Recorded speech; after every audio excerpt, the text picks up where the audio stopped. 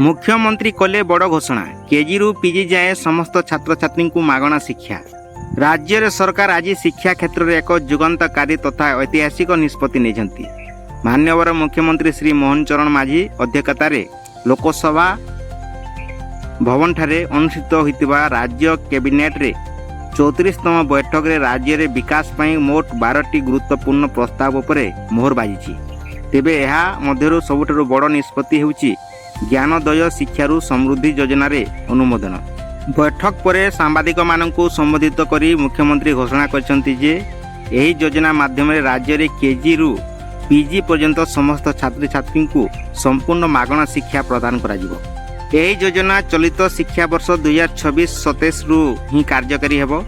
नवम रु द्वादश श्रेणी पर्यंत स्कूल पिला सरकारी विश्वविद्यालय और कॉलेज गुड़िकरे नियमित ग्रेजुएशन एवं पीजी करुवा छात्र छात्री यार सीधा सलख लाभ पाइबे।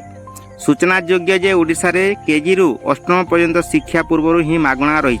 मुख्यमंत्री स्पष्ट करछंती जे एही योजना केवल सरकारी एवं सरकारी अनुदान प्राप्त अनुष्ठान पई लागू हेबो। सेल्फ फाइनेंसिंग कोर्स बेसरकारी बा प्राइवेट कॉलेज पीपीपी मोड रे अनुष्ठान एवं प्रोफेशनल बा वैषयिक टेक्निकल प्रोफेशनल पाठ्यक्रम गुडी को एही योजना रे शामिल करा जाय नहीं।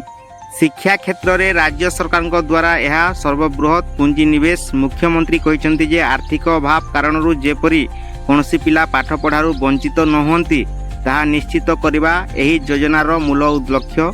यही योजनार कार्यकारिता पई प्रथम वर्ष 895.57 कोटी टंका एवं आगामी 5 वर्ष मध्य मोट 5467.55 कोटी टंका व्यवसाय बाबद को कैबिनेट मंजूरी प्रदान करछंती।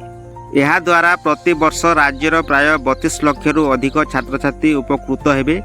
ज्ञानोदय शिक्षारु समृद्धि केवल एक फी छाड़ कार्यक्रम नुहे बरं यह विकसित ओडिशा गठन दिगरे एक दृढ़ पदक्षेप बोली मुख्यमंत्री श्री मोहन माझी कहते।